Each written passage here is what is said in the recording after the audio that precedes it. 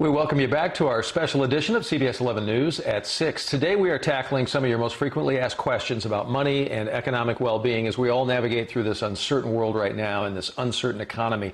I want to now continue our talk with Ed Cerna. He is the Executive Director of the Texas Workforce Commission. I'd like to share a couple of questions with you from some of our Facebook viewers. They've had so many. First question I'd like to share with you is from Eva. Can I request my money on the phone on a day other than a Monday? And do I get back payments of the weeks that I've missed when I wasn't supposed to wait a week? Second part of that first, yes, you'll get back payments, Eva, for the dates that you've missed. The second thing that I think Eva is referring to is when we send the notification out that says your claim was successful and call back or contact us to request payment. We put a day there, Sunday, Monday, Tuesday, or Wednesday. If they can't, Thursday, Friday, and Saturday are open days. And if you can't make it on Monday, then just call us on Thursday, Friday, or Saturday, and we'll process that payment and get the money to you. Another Facebook question, Mr. Cerna, and this one's from Kathy. Why don't we have them working throughout the day and night instead of 8 to 5 Monday through Friday and on Saturday? First of all, I appreciate the question. We've asked it as well. I've asked it as well. We have made changes. When we first started this, we were naturally before the emergency 8 to 5 Monday through Friday. We immediately expanded our hours 8 to 6 Monday through Friday, and we were open Saturday from 8 to 5. And then starting Monday, we'll be open 7 days a week. So we are 7 a.m. to 7 p.m. by 7. The reason we can't go 7 by 24 is because, unfortunately, and I take a sigh, we are using an old computer system. This computer system was built in the 1990s. That system, by its nature, needs to sort of shut down and reconcile all of its records. It doesn't turn off. It needs to reconcile all the records, do all the mailings, prepare all the mailings, get everything ready for the next workday. Last question. Are you keeping any kind of diary on your desk about the unprecedented lessons that are being learned by the Workforce Commission, by yourself in all of this? A lesson learned for us is overthink what we need. It's difficult in state government to have excess resources sitting available. We can't just have a call center that we're not using. People question that expensive money, but we can have plans in place. We can have sources that we know we can immediately go to, and we are planning that. There's I've got a little running tab, so to speak, of things that we need to remember to do or prepare for next time. Our plans to handle natural disasters have been very successful. But nobody, including us, saw the magnitude, the intensity, and the speed of this emergency. Grocery stores didn't. They ran out of canned goods, toilet paper. Suppliers to those grocery stores didn't. Hospitals didn't, with the face mask and the ventilators and the PPE. And we certainly didn't either. It just came on us so fast and so rapidly. Plus, it is continual. It's like, I heard somebody say, it's like having a hurricane that affects the entire state, and that it continues. It hasn't turned into a tropical depression and moved on. It is just hovering over the state. Mr. Cerna, I know that our viewers appreciate not only your time sitting down, because we know you're busy, but your candor and answering some pretty forthright questions.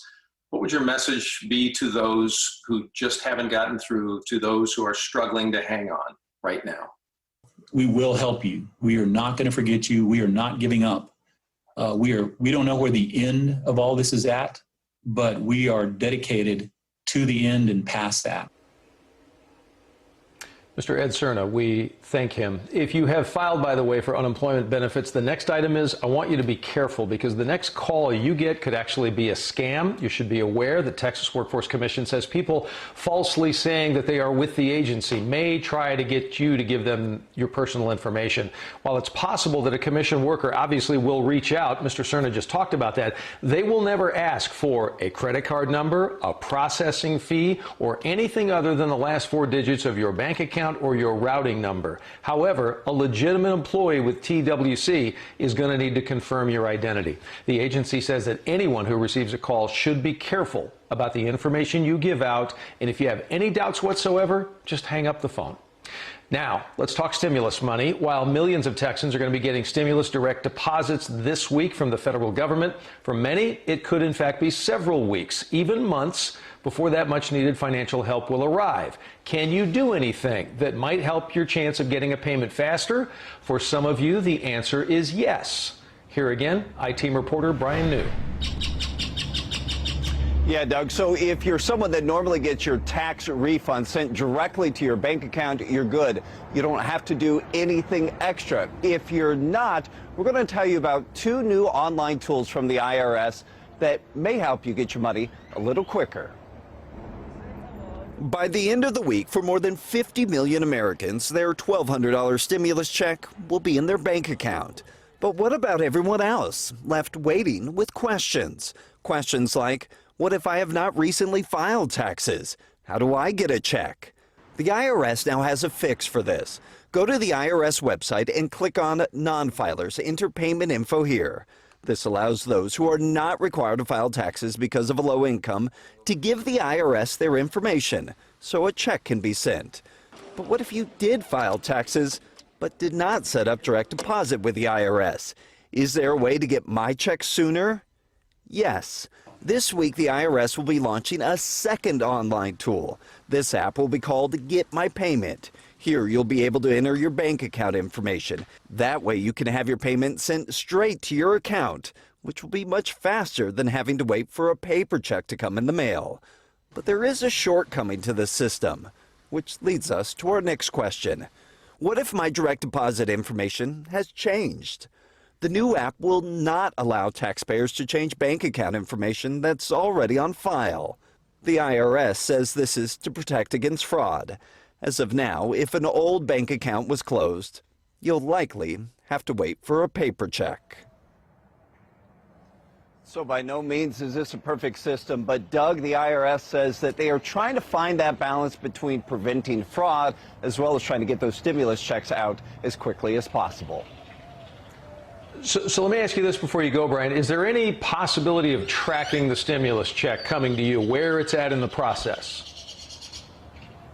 There is, Doug, that Get My Payment app that we were talking about. You can also use that app to track your stimulus check. Now, when you go on there, you're going to be asked to enter your bank account information as well as your Social Security number. So make sure when you do this that you are on the IRS website. The IRS says that they are never going to ask for that information by email or by phone call. Brian New, it's been insightful. We thank you so much. So once you get your stimulus check, what should you do with the money? First, financial experts say, don't go out and blow it. I know you're probably not going to, but even if you're financially stable right now, a global pandemic is not the time also to be making any kind of big purchases. Make sure you have health care, spend it on food and shelter first, things at the top of the list. Don't borrow to pay your bills if you can avoid that. Only make the minimum payments right now, they recommend, and save what you can from your stimulus check.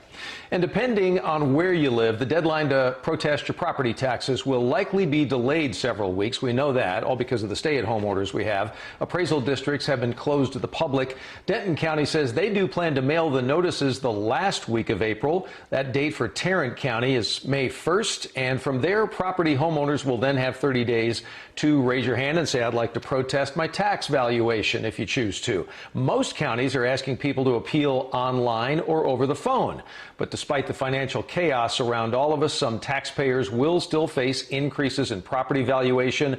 Your first question is why? Well, that's because the valuation date technically was January 1st, well before the pandemic.